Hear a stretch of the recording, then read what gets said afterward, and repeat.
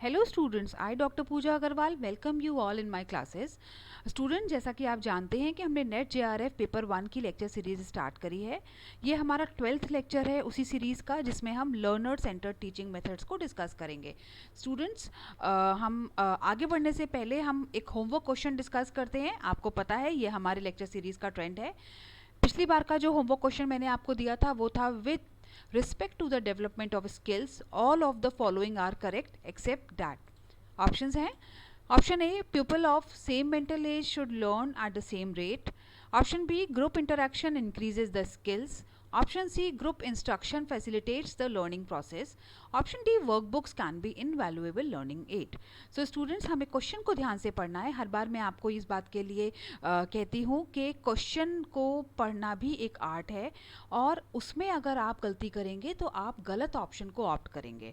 सो यहाँ पर हमसे पूछा जा रहा है कि हमें वो एक ऑप्शन ऑप्ट करना है जो कि डेवलपमेंट ऑफ स्किल से जुड़ा हुआ नहीं है, राइट। सो ऑप्शन बी जो है वो डेवलपमेंट ऑफ स्किल्स को रिवील कर रहा है, group interaction increases the skill. Option C, group instruction facilitates the learning process. बिल्कुल ठीक है, ये डेवलपमेंट ऑफ स्किल से जुड़ा हुआ है।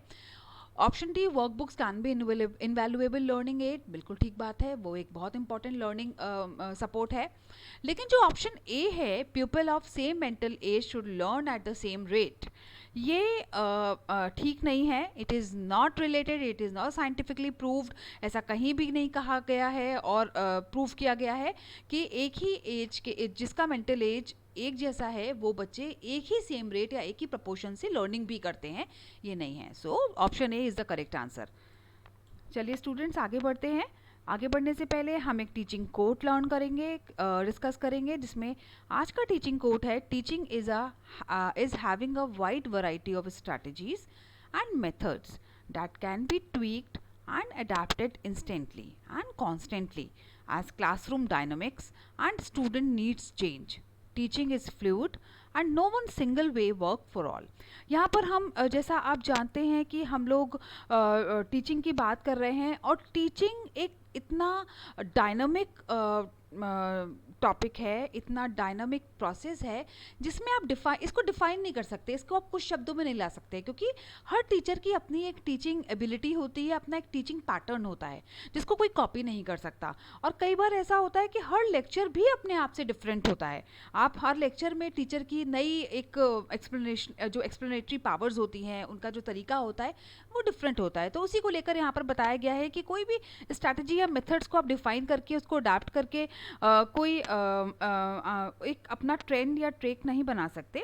ये कोई मैकेनिकली प्रूव्ड या मैकेनिकली सेट प्रोग्राम नहीं होता। सो स्टूडेंट्स, आगे बढ़ते हैं। हमें जैसा आप जानते हैं कि हम लोग यहाँ पर लर्नर सेंटर्ड मेथड्स इस पर्टिकुलर लेक्चर में डिस्कस करेंगे। ये जो टेबल है ये मैं आपसे फिर से यहाँ पर स्क्रीन पर आपसे शेयर कर रही हूँ, ताकि आपके पास एक क्विक रिवीजन आ जाए पिछले 2 लेक्चर्स का, जिसमें हमने टीचर सेंटर्ड स्ट्रैटेजी को डिस्कस किया था और मिक्स्ड टीचिंग स्ट्रैटेजी को डिस्कस किया था। आज हम लर्नर सेंटर्ड टीचिंग मेथड को डिस्कस करेंगे वन बाय वन। सबसे पहले आता है हमारा ट्यूटोरियल्स। ट्यूटोरियल्स क्या होते हैं स्टूडेंट्स? ट्यूटोरियल्स जो हैं वो सबसे पहले है हमारा असाइनमेंट्स। असाइनमेंट्स जो हैं वो क्या होते हैं? It is a very common kind of method जो हमेशा टीचर स्टूडेंट्स को देता है टाइम टू टाइम। जैसे ही कुछ टॉपिक्स पूरे हो जाते हैं, कुछ कंटेंट पढ़ा दिया जाता है, तो हम टीचर्स जो हैं वो स्टूडेंट्स को असाइनमेंट्स देते हैं, ताकि आप एक इवैल्यूएशन कर पाएँ। आपने जो भी अभी तक पढ़ाया है उसको आप परख पाएँ कि स्टूडेंट्स ने उसको कितना समझा है। They are given to the students for a number of purposes, such as acquiring additional information, surveying application of knowledge and solving numerical problems. कि जैसे आपने सपोज कोई टॉपिक पढ़ाया मैथ्स में, कोई आपने पर्टिकुलर किसी टॉपिक को लेकर, एक नए चैप्टर को लेकर आपने कुछ फॉर्मूलाज बताए। जैसे सपोज आप इंटरेस्ट से रिलेटेड अपना टॉपिक डिस्कस कर रहे हैं, तो आपने इंटरेस्ट का फॉर्मूला है, क्यूमुलेटिव सिंपल इंटरेस्ट का फॉर्मूला है, वो आपने बताया। एंड देन उसके बाद कुछ प्रॉब्लम्स दिए, कुछ क्वेश्चंस दिए, और बच्चों ने उसको उसी फॉर्मूला को अप्लाई करके असाइनमेंट तैयार किया। नेक्स्ट आता है जो है वो है case study. Case study is also a very popular kind of method जो अक्सर टीचर इसको अप्लाई करते हैं, स्टूडेंट्स को देते हैं, ताकि जो स्टूडेंट्स हैं वो उस पर्टिकुलर टॉपिक का प्रैक्टिकल एप्लीकेशन को समझ पाएँ. The case studies calls for a major change in their approach to learning. A case is usually a description of an actual situation, commonly involving a decision, a challenge, an opportunity, a problem, or an issue faced by the person or persons in a social setup such an organization. For example, students, आप industrial law पढ़ा रहे हैं और उसमें आपने strike chapter को, strike के topic को बच्चों को क्लियर कर रहे हैं, तो उसको थरली समझाने के लिए आपने एक केस स्टडी उठाई एक फैक्ट्री की, और उसके थ्रू आपने बच्चों को बताया कि ये क्या टॉपिक होता है और कितनी तरह के स्ट्राइक होते हैं और किन किन सिचुएशन में किस तरीके के स्ट्राइक को अप्लाई किया जाता है. सो केस स्टडी के थ्रू आपने उसको समझा दिया. या फिर आपने कॉन्फ्लिक्ट मैनेजमेंट आप पढ़ा रहे हैं और आपने कैसे ऑर्गेनाइजेशन में कॉन्फ्लिक्ट्स अराइज होते हैं और उनको कैसे रिजॉल्व किया जाता है, उसको लेकर ही आपने केस स्टडी बच्चों को हैंड ओवर करी, आपने उस पर डिस्कशन करवाया और केस स्टडीज़ के थ्रू आपने बच्चों को ये बताया कि कैसे इस पर्टिकुलर टॉपिक को हम किसी भी ऑर्गेनाइजेशन या कंपनी में अप्लाई करके उस सिचुएशन को बेहतर समझ सकते हैं. देन आता है programmed instruction. Program instruction is a general term for a highly structured system of learning, which is based on logical sequence of self-paced learning steps with feedback between each step. The learner gets immediate feedback after each step. इसमें जो है वो ये उन specifically programmes को या subjects को cover करता है जिसमें कि आपको इमीडिएट फीडबैक की ज़रूरत होती है. फॉर एग्ज़ाम्पल, आपने जो पर्टिकुलर किसी सपोज़ आपने किसी कोर्स को ज्वाइन करा, उस कोर्स को समझने के लिए आपने स्टेप टू स्टेप उसके सेशंस अटेंड किए.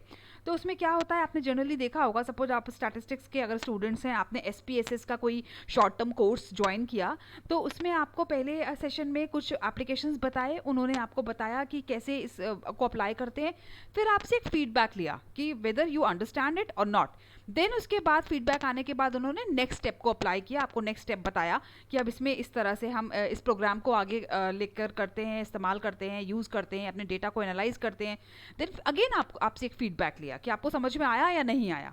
तो आपने देखा होगा स्टूडेंट्स के इस तरीके के जो कोर्सेज या इस तरीके के जो प्रोग्राम या टीचिंग होते हैं उसमें हम इसका इस्तेमाल करते हैं, जिसमें स्टेप टू स्टेप फीडबैक बहुत इंपॉर्टेंट है. Then personalized system of instruction. It can be used for all subjects matters except the where the students are to select the content. मतलब ये सभी तरह के कोर्सेज में अप्लाई करते हैं, केवल वहाँ अप्लाई नहीं होता जहाँ पर कि स्टूडेंट्स को अपना कंटेंट सेलेक्ट करना होता है. Learners must achieve mastery of a series of written mastery units assisted by teachers, proctors and enriching lectures before proceeding to the final test. यहाँ पे जो है ये उस तरीके के जो टीचिंग होते हैं जिसमें कि आप किसी पर्टिकुलर टॉपिक पर रिसर्च करते हैं, या जो PhD के स्टूडेंट्स होते हैं, इसमें आपका जो काम है वो अपने रिटन जो आपके जो आपका जो कंटेंट है, जो आप लिटरेचर आप अपना बनाते हैं, देन उसके बाद आप कैसे उस पर अपना प्रॉब्लम बताते हैं, ऑब्जेक्टिव लिखते हैं, वो सारी चीज़ों को लेकर जब आप अपना प्रोग्राम तैयार करते हैं, आप अपना रिसर्च तैयार करते हैं, जिसमें कि स्टूडेंट इम्पॉर्टेंट है, स्टूडेंट का काम ज़्यादा है, जो टीचर है उसका काम केवल आपको गाइड करना है ना. तो यहाँ पर जो लर्निंग है वो इम्पॉर्टेंट है. सेल्फ पेसिंग, यहाँ पे कुछ एलिमेंट्स दिए हुए हैं जो इस तरीके के जो टीचिंग मेथड है उस पर अप्लाई होते हैं. सेल्फ पेसिंग यानी कि आप अपने अकॉर्डिंगली उसको आगे बढ़ाते हैं. आप देखिए किसी को रिसर्च में 5 साल लग जाते हैं, किसी को 3 साल लग जाते हैं, कोई उसको 6 साल लगा देता है, नहीं उस पर काम पूरा हो पाता. तो डिपेंड करता है कि आपका क्या टॉपिक है, आपने क्या किस प्रॉब्लम को उठाया है, और धीरे धीरे आप अपने अकॉर्डिंगली अपनी कैपेसिटी के अकॉर्डिंग उसको जो रिसर्च आपकी है उसको उसको आप आगे बढ़ाते हैं। Then stress on written material, आप थीसिस रिटन ही आप उसको सबमिट करोगे, जो भी काम है आप उसको लिखित आप उसको करेंगे, तो ये इंपॉर्टेंट है। प्रॉक्टर्स यानी कि जो आपके गाइड हैं, जो आपके सुपरवाइज़र हैं, वो आपको टाइम टू टाइम गाइड करते हैं, आपको बताते हैं कि नहीं भाई आप ऐसे नहीं ऐसे करिए, नहीं this is not the right way, आप इस तरह के फॉर्मूला को इस्तेमाल करिए, या ये डेटा एनालिसिस में आपको क्या करना है, वो सारी चीज़ें आपको बताते हैं। लेक्चर्स, जैसे कि लेक्चर्स इंपॉर्टेंट होते हैं इसमें, जैसे कि अगर हम पीएचडी को एग्जाम्पल लेकर यहाँ पे चल रहे हैं, तो शुरुआती तौर पे जो कोर्स वर्क होता है जिसमें कि आपको बेसिकली बताया जाता है कि आपको करना क्या है। सो इस तरह से इन 5 एलिमेंट्स का कॉम्बिनेशन इस तरीके की टीचिंग मेथड में इस्तेमाल किया जाता है। देन उसके बाद नेक्स्ट आता है कंप्यूटर असिस्टेड लर्निंग। ये तो बहुत कॉमन हो गई है, आपको पता ही होगा कि it is concern with the use of computer to mediate the flow of information in a learning process. Students, ये जो है ये बहुत ज़्यादा कॉमन होती है। अब आजकल ऑनलाइन जो माहौल बन गया है उसमें तो ये बहुत ही ज़्यादा पॉपुलर है।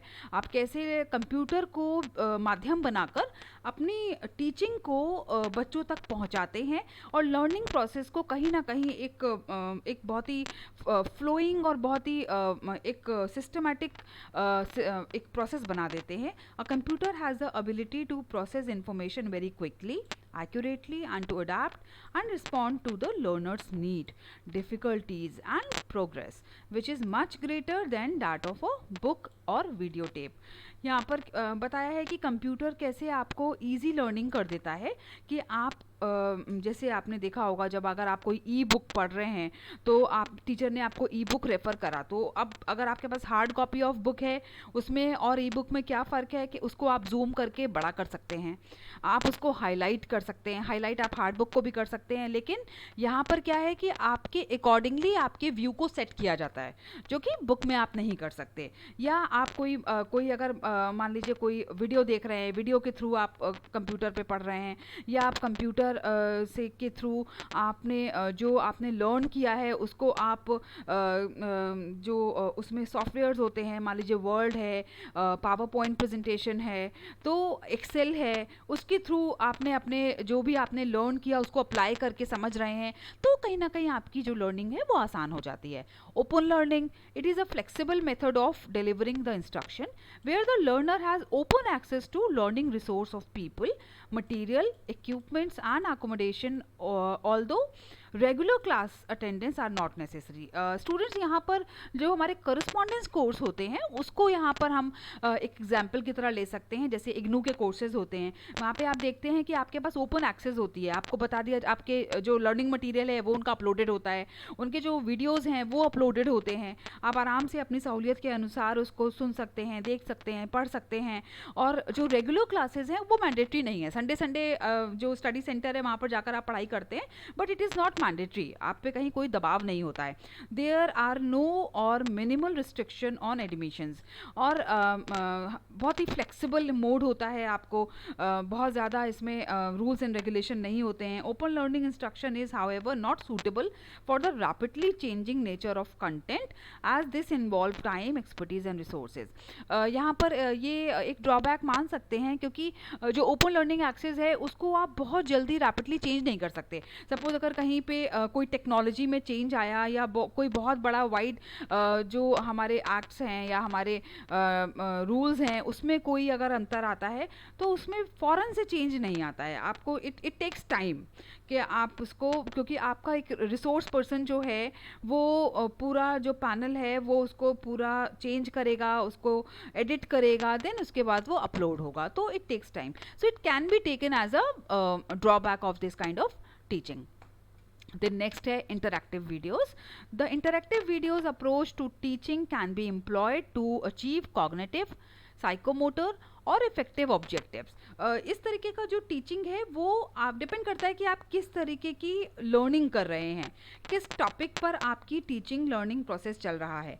फॉर एग्जांपल, जैसे आप कम्युनिकेशन की क्लास कर रहे हैं, तो कम्युनिकेशन में केवल आप टेक्स्ट या एक थ्योरेटिकल एक्सप्लेनेशन के साथ आप कम्युनिकेशन को नहीं सीख पाएंगे जब तक कि आप उसमें अपना प्रैक्टिकल या उसका एप्लीकेशन मोड को नहीं अडाप्ट करोगे। फॉर एग्जांपल, जैसे कि अगर आप पब्लिक स्पीकिंग, आप स्पीकिंग कोर्स कर रहे हैं, तो उसमें हर जो वर्ड्स हैं उसका एक्सेंट है, उसका एक प्रोनाउंसिएशन है, उसको जब आप अप्लाई नहीं करोगे, उसको समझोगे नहीं, उसके वीडियोस नहीं देखोगे, सुनोगे, उसको उसके ऑडियोज़ नहीं सुनोगे, तब तक आपको वो समझ में नहीं आएगा। केवल आप थ्योरेटिकल उसका मैटर या कंटेंट मटेरियल को पढ़कर आप स्पीकिंग नहीं सीख सकते। So it is very important कि आप इंटरैक्टिव वीडियोज़ के थ्रू या ऑडियोज़ के थ्रू उसको समझें, प्रैक्टिस करें, अप्लाई करें एंड देन उसके बाद उसको सीखें।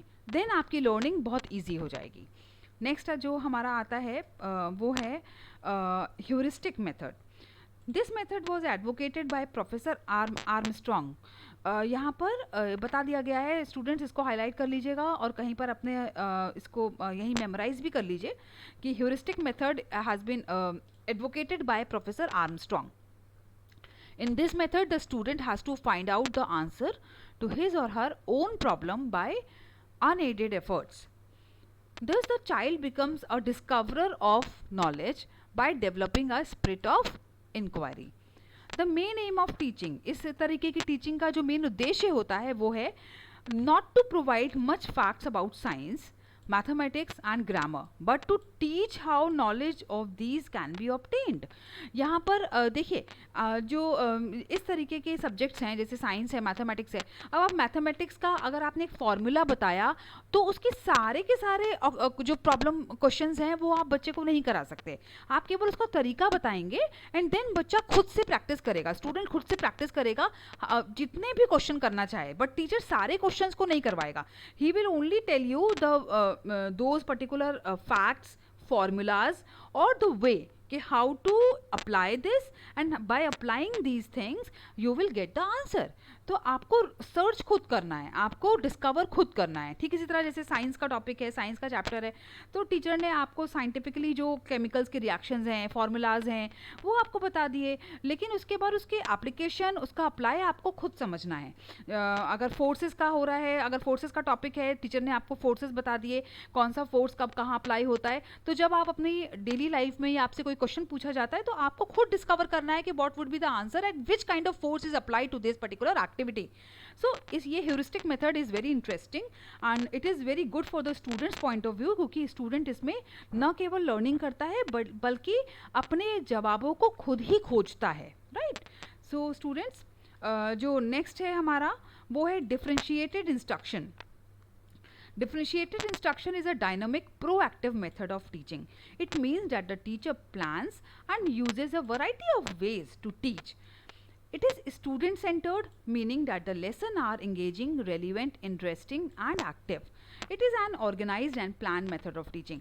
Students ये उस तरीके के टॉपिक्स को कवर करता है जब आप टीचिंग करते हैं, वो डिपेंड करता है कि कौन सा टॉपिक है और किस तरीके के स्टूडेंट्स को, किस तरीके के स्टूडेंट ग्रुप को आप कवर कर रहे हो. सो आपको अपनी टीचिंग में उस तरह से चेंजेस लाने पड़ेंगे, उसमें वेरिएशन करना पड़ेगा.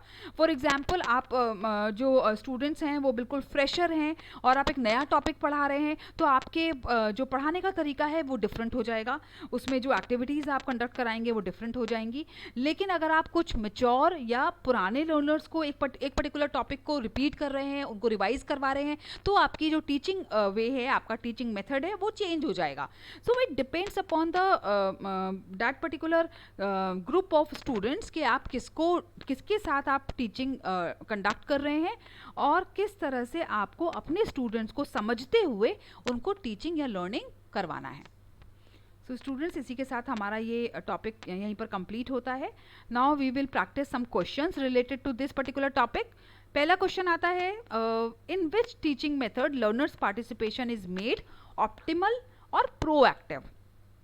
क्वेश्चन को ध्यान से पढ़िएगा. हमसे पूछा जा रहा है कि ऐसा कौन सा मेथड है टीचिंग का जिसमें कि लर्नर्स का पार्टिसिपेशन होता है और वो पार्टिसिपेशन कैसा होता है, वो ऑप्टिमल और प्रोएक्टिव होता है. 4 ऑप्शन हमको यहाँ पर दिए गए हैं. Option A discussion method, option B buzz session method, option C brainstorming session method, option D project method. तो यहाँ पर देखिए एक एक करके हम सारा डिस्कस करते हैं. डिस्कशन मेथड में it is a open session for all the students, जिसमें कि सभी जो स्टूडेंट्स हैं जब उनको टॉपिक मिलता है तो वो स्पॉन्टेनियस अपना एक डिस्कशन करते हैं. राइट. आपस में उनका डिस्कशन होता है. बर्स्ट सेशन मेथड जिसमें कि आपने एक टॉपिक उछाला और आपने बच्चों का रिएक्शन उस पर देखा कि क्या बच्चे टाइम टू टाइम अलग अलग ग्रुप्स को जब आपने टॉपिक दिया तो उनका क्या रिएक्शन रहा। ब्रेन स्टॉर्मिंग सेशन में क्या होता है स्टूडेंट्स कि आपने सडनली एक साइलेंस को तोड़ने के लिए, जो एक इंट्रोडक्टरी भी सेशन कई बार टीचिंग में इंक्लूड किया जाता है, टीचर्स अक्सर अपने पहले लेक्चर्स में इस तरीके की टेक्निक को इम्प्लीमेंट करते हैं। तो यहाँ पे आपने स्टूडेंट्स को कोई किसी पर्टिकुलर टॉपिक पर उनकी जो साइलेंस है वो तोड़ी, तो यहाँ पे भी प्रोएक्टिव नहीं हो सकता, यहाँ पे जो लर्नर का पार्टिसिपेशन है।